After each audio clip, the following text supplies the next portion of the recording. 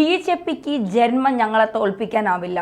കെജ്രിവാൾ കഴിഞ്ഞ തിരഞ്ഞെടുപ്പിന് ശേഷം പറഞ്ഞതാണ്. പക്ഷേ തോറ്റു തുന്നം പാടി ഇപ്പോൾ എവിടെയെന്ന് പോലും അറിയാതെ ഇങ്ങനെ തേരാപ്പാറ നടക്കുകയാണ് കെജ്രിവാൾ. വള്ളിച്ചെരുപ്പ് ഇട്ട് സൈക്കിളിൽ നടന്ന കെജ്രിവാൾ കക്കൂസി പോകുന്നത് പോലും 12 കോടിയുടെ ടോയ്ലറ്റിലാണ്. ആ ഒരു അവസ്ഥയിലേക്ക് കെജ്രിവാൾ വളർന്നു എന്നുള്ളതാണ്. കാട്ടുകള്ളൻ, പെരുങ്കള്ളനല്ല കാട്ടുകള്ളൻ എന്നാണ് ആളുകൾ പറയുന്നത്. കെജ്രിവാളിൻ്റെ ഭാവി ഇനി എന്തായിരിക്കും? ഡൽഹിയുടെ തെരഞ്ഞെടുപ്പ് ഫലം വന്ന സമയത്ത് നമ്മൾ കണ്ട ഏറ്റവും പ്രധാനപ്പെട്ട ഒരു കാര്യം, ജനങ്ങൾ ഇത്രമാത്രം രാഷ്ട്രീയ സാക്ഷരതയുള്ളതാണ് എന്ന് വെളിവാക്കപ്പെട്ടൊരു സംഭവമാണ്. കാരണം വെച്ചാൽ വളരെ പ്രമുഖരായിട്ടുള്ള 2 നേതാക്കളെയാണ് ഡൽഹി തോൽപ്പിച്ചത്. ഒന്ന് കേജ്രിവാളിനെ, മറ്റൊന്ന് സിസോദിയ എന്ന് പറയുന്നതായിട്ടുള്ള അവരുടെ പ്രമുഖനായിട്ടുള്ള മന്ത്രിയുമാണ്.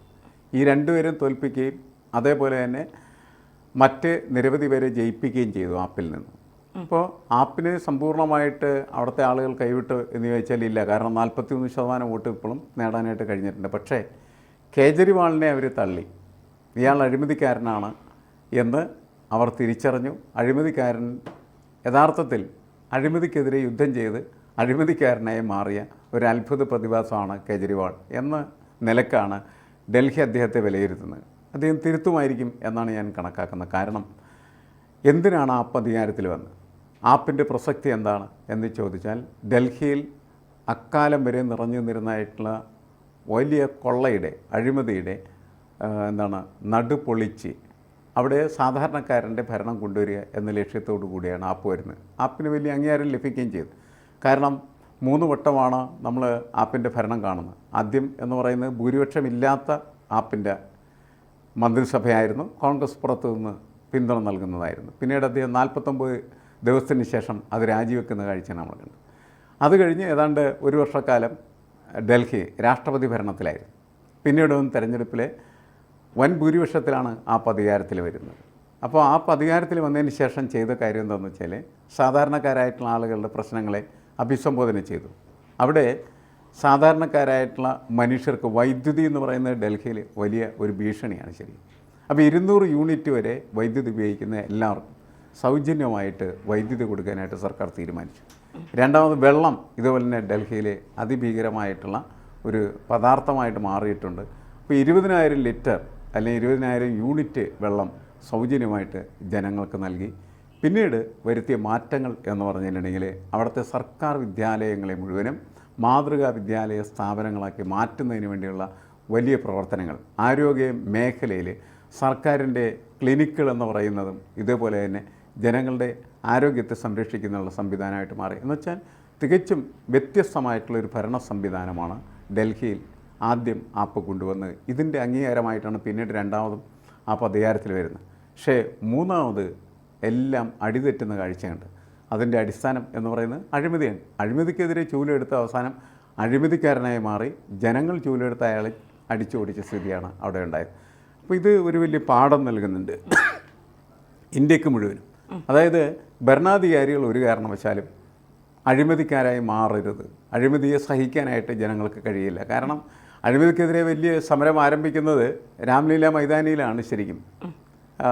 അപ്പോൾ പ്രഗതി മൈതാൻ, രാംലീല മൈതാൻ, ഇങ്ങനെയൊക്കെയുള്ള എല്ലാ മൈതാനികളിലും ഒരു പ്രത്യേക ഘട്ടത്തിൽ ജനങ്ങളുടെ വലിയ കൂട്ടായ്മകൾ ഉയർന്നു വരികയാണ് ചെയ്യുന്നത്.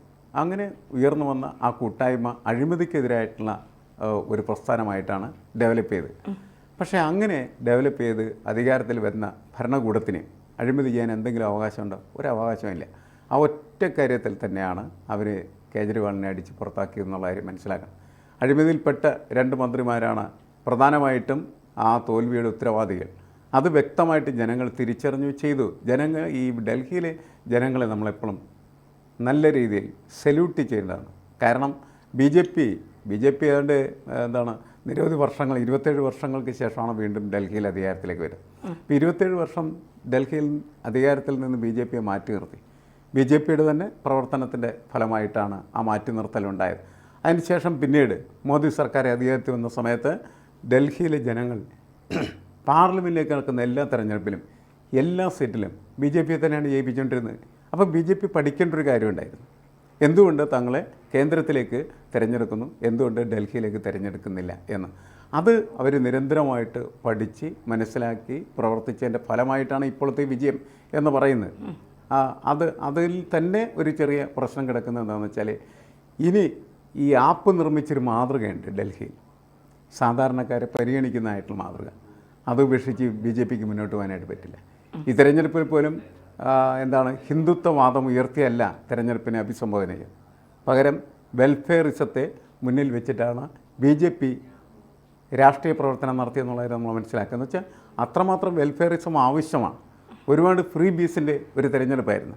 ഇന്ത്യയിൽ ഒരു സംസ്ഥാനത്തും ഇതുപോലെ ഫ്രീ ബീസ് പ്രഖ്യാപിച്ച കാലം ഉണ്ടായിട്ടില്ല. ഇവിടെ ഫ്രീ ബീസിൻ്റെ തിരഞ്ഞെടുപ്പായിരുന്നു. ആ ഫ്രീ ബീസിൻ്റെ തിരഞ്ഞെടുപ്പ് എന്ന് പറഞ്ഞാൽ സാധാരണക്കാർക്ക് സൗജന്യങ്ങൾ ലഭിക്കുന്നതായിട്ടുള്ള തിരഞ്ഞെടുപ്പ് തന്നെയാണ്. അതൊരു മാതൃകയായി മാറിയിരിക്കുകയാണ്. അത് എനിക്ക് തോന്നുന്നു ഡൽഹിയിൽ മാത്രമല്ല, എല്ലാ സംസ്ഥാനങ്ങളിലേക്കും ഇനി വരുന്ന കാലത്ത് പടർന്നു പിടിക്കാൻ സാധ്യതയുള്ളതാണ്. എന്നുവെച്ചാൽ നിങ്ങൾ താഴെത്തട്ടിലുള്ള മനുഷ്യനെ കാണുക, അവർക്ക് സൗജന്യങ്ങൾ കൊടുക്കുക, അവരെ അതിജീവനത്തിന് പ്രാപ്തരാക്കി മാറ്റുക. അതൊരു പ്രധാനപ്പെട്ട മുദ്രാവാക്യമായിട്ട് വരുന്നുണ്ട്. അഴിമതി നിങ്ങൾ നടത്തിയാൽ ആ സമയത്ത് അപ്പം തന്നെ ജനങ്ങൾ തലവെട്ടും എന്ന് പറയുന്ന സന്ദേശവും ഡൽഹിയിൽ നിന്ന് വരുന്നുണ്ട്. അതുകൊണ്ടാണ് കേജ്രിവാൾ വൻതോതിൽ പരാജയപ്പെട്ടതെന്ന് നമ്മൾ മനസ്സിലാക്കണം. പക്ഷേ കേജ്രിവാളിൻ്റെ കാര്യം പറയുമ്പോൾ തന്നെ നമ്മൾ കോൺഗ്രസിനെയും പറയാതെ പോകാൻ പാടില്ല. കാരണം 15 വർഷത്തോളമായി ഡൽഹിയിൽ നിന്ന് അധികാരത്തിൽ നിന്ന് മാറി നിൽക്കുകയായിരുന്നു കോൺഗ്രസ്. 27 വർഷങ്ങൾ ഡൽഹി കൈയകലത്തിലായിരുന്ന BJP ഏകദേശം 48 സീറ്റോടുകൂടി തിരിച്ചു വന്നിരിക്കുകയാണ്. അതിഗംഭീരമായ വിജയമാണ് ഡൽഹി BJPക്ക് നൽകിയത്. അപ്പോഴും കോൺഗ്രസ് മറുഭാഗത്തുണ്ട്. വട്ടപൂജ്യമാണ് കോൺഗ്രസ്. തോൽവി അവർ സമ്മതിക്കുന്നു. ഇത്തവണ EVMനെ ഒന്നും കുറ്റം പറയുന്നില്ല, ജനാധിപത്യമായ തിരഞ്ഞെടുപ്പ് തന്നെയാണ് എന്ന് അവർ സമ്മതിക്കുന്നുമുണ്ട്. ഒരു പാർട്ടിയെ തിരഞ്ഞെടുക്കേണ്ടി വരും എന്ന് തോന്നിയപ്പോൾ എന്തുകൊണ്ടായിരിക്കും കോൺഗ്രസ് വേണ്ട എന്ന് ഡൽഹിയിലെ ജനങ്ങൾ തീരുമാനിച്ചത്? ആപ്പിനൊക്കെ അഴിമതി, അതുകൊണ്ട് വേണ്ട, ഇനി കേജ്രിവാൾ ഭരിച്ചാൽ ഞങ്ങൾക്ക് കിട്ടേണ്ടതായ ആനുകൂല്യങ്ങൾ അല്ലെങ്കിൽ അത്തരത്തിലുള്ള ഒരു കാര്യങ്ങളും ആപ്പിൻ്റെ ഭാഗത്തുനിന്ന് ഉണ്ടാകില്ല എന്ന് തിരിച്ചറിവോ. പക്ഷേ കോൺഗ്രസ് ഉണ്ടല്ലോ അവിടെ. ഷീലാ ദീക്ഷിത് എന്ന് പറയുന്ന മുഖ്യമന്ത്രിയൊക്കെ ഭരിച്ച ഒരു ദില്ലിയിൽ എന്തുകൊണ്ടായിരിക്കാം കോൺഗ്രസ് വേണ്ട എന്നുള്ള ഒരു തീരുമാനത്തിലേക്ക് ജനമെത്തിയത്? 15 വർഷക്കാലത്തിൻ്റെ ഷീലാ ദീക്ഷിത്തിൻ്റെ ഭരണമാണ് യഥാർത്ഥത്തിൽ അവസാനിച്ചത്. അത് അവസാനിക്കുന്ന സമയത്ത് അഴിമതി കൊണ്ട് അത് അവസാനിക്കുകയാണ് ചെയ്തത്.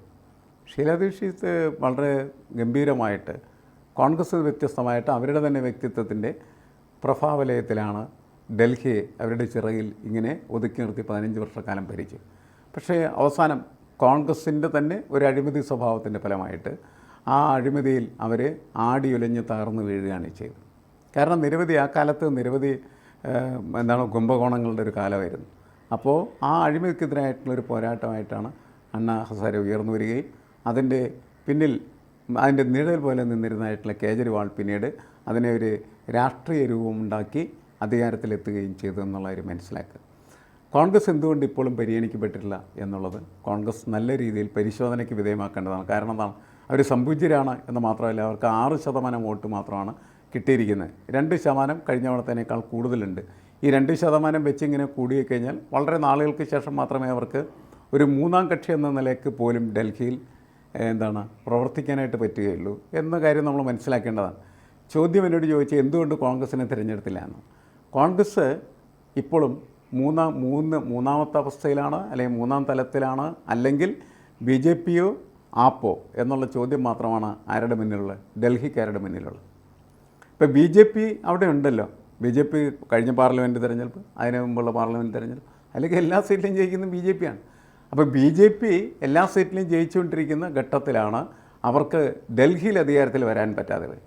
അതിന് ഒരു പ്രത്യേക തരത്തിലുള്ള ഭരണ സംവിധാനം ആപ്പ് അവിടെ നിർവഹിക്കുകയും അതിൻ്റെ ഒരു ഊർജ്ജത്തിൽ അത് മുന്നോട്ട് പോവുകയും ചെയ്തിരുന്നു എന്നാണ് നമ്മൾ മനസ്സിലാക്കേണ്ടത്. അത് പക്ഷേ അഴിമതിയിലേക്ക് തെന്നി വീണതോടുകൂടി അവരും പുറത്താക്കപ്പെട്ടു.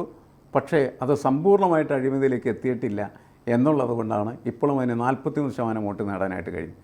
ഇവർക്ക് രണ്ടുപേർക്കും ബദലായിട്ട് ഒരു രാഷ്ട്രീയം മുന്നോട്ട് വെക്കാനായിട്ട് ആരുടെ കയ്യിലില്ല, കോൺഗ്രസിൻ്റെ കയ്യിലില്ല. ഒരു രാഷ്ട്രീയം എപ്പോഴും ഒരു രാഷ്ട്രീയ പാർട്ടി എന്ന നിലയ്ക്ക് അധികാരത്തിലെത്തണമെങ്കിൽ എന്ത് വേണം, അവരുടേതായിട്ടുള്ള ഒരു ഐഡൻറ്റിറ്റി പൊളിറ്റിക്സ് മുന്നോട്ട് വെക്കാനായിട്ട് കഴിയണം. ആ ഐഡൻറ്റിറ്റി പൊളിറ്റിക്സ് എന്ന് വെച്ചാൽ അവരുടെ പ്രത്യേക സ്വഭാവ സവിശേഷത പ്രസൻറ്റ് ചെയ്യുന്നതായിട്ടുള്ള ഒരു രാഷ്ട്രീയം.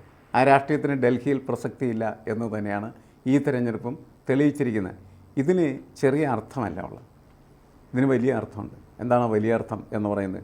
ഭാവിയിൽ ഇന്ത്യ ഭരിക്കുന്നത് കോൺഗ്രസ് ആയിരിക്കും എന്ന് ഒരിക്കലും കരുതാൻ പറ്റാത്ത തരത്തിലേക്ക് രാഷ്ട്രീയമായിട്ട് കോൺഗ്രസിനെ അപ്രസക്തമാക്കി നിർത്തിയിരിക്കുകയാണ് ചെയ്യുന്നത്. കോൺഗ്രസ് ഇങ്ങനെ ആയിക്കഴിയുമ്പോൾ കോൺഗ്രസ് ഇനി ആരുടെയെങ്കിലും കൂടെ നിന്നിട്ട് അധികാരത്തിലെത്തുന്നതിൽ കഥയില്ല. കോൺഗ്രസിൻ്റെ സ്വന്തമായിട്ടുള്ള രാഷ്ട്രീയമായിട്ട് മുന്നോട്ട് പോവുകയും ആ രാഷ്ട്രീയത്തിന് പ്രസക്തിയുണ്ടോ എന്ന് ഇന്ത്യക്കാരോട് ചോദിക്കുകയും ചെയ്യേണ്ട ഒരവസ്ഥയിലെത്തിയിരിക്കുകയാണ് ചെയ്യുന്നത്. പ്രസക്തി ഉണ്ടെങ്കിൽ മാത്രമാണ് അവരെ പരിഗണിക്കുകയുള്ളൂ, ഇല്ലെങ്കിൽ അവരില്ല. അതായത് ഒന്നിലും ബി ജെ പി അല്ലെങ്കിൽ ആപ്പ് എന്നാണ് ഇപ്പോഴത്തെ ഇക്വേഷനിൽ നിന്ന് ഡൽഹിയിൽ നിന്നും കിട്ടുന്നതായിട്ടുള്ള സന്ദേശം. ആപ്പിൻ്റെ തലക്കടി കിട്ടിയത് കളവുകൊണ്ടും കൊള്ളകൊണ്ടും അഴിമതി കൊണ്ടും തന്നെയാണ്. മാത്രമല്ല, നേരത്തെ തുടക്കത്തിൽ നമ്മൾ സൂചിപ്പിച്ച പോലെ വള്ളിച്ചെരിപ്പിട്ട് കടന്നു വന്ന ഈ മഫ്ലർ മാൻ എന്നാണ് ഇദ്ദേഹത്തെ വിശേഷിപ്പിക്കുന്നത്, പ്രത്യേകിച്ച് ദേശീയ മാധ്യമങ്ങൾ. അപ്പോൾ ഈ മഫ്ലർ മാൻ, അതായത് കഴുത്തിലെപ്പോഴും ഒരു മഫ്ലർ ചുറ്റി നടക്കുന്ന ഒരാൾ, സൈക്കിൾ ചെയ്തിട്ട് നടക്കുന്ന ആൾക്ക്, വളരെ സിമ്പിളായിട്ടുള്ളൊരു മനുഷ്യൻ. അയാൾ പോയിട്ട് കോടിക്കണക്കിന് വിലയുള്ള കൊട്ടാരത്തിൽ താമസിച്ച് ഈ ആപ്പ് എന്ന് പറയുന്ന പാർട്ടിക്ക് തന്നെ നാണക്കേടായി മാറി അയാൾ. അങ്ങനെയാണ് അയാളെ വൻ പരാജയത്തിലേക്ക് ആളുകൾ വലിച്ചെറിഞ്ഞത്. അയാളെ തിരുത്തി സാധാരണ രീതിയിൽ മണ്ണിൽ ചവിട്ടി, സൈക്കിൾ ചവിട്ടി, മഫ്ലർ ചവിട്ടി പഴയതുപോലെ നടക്കട്ടെ.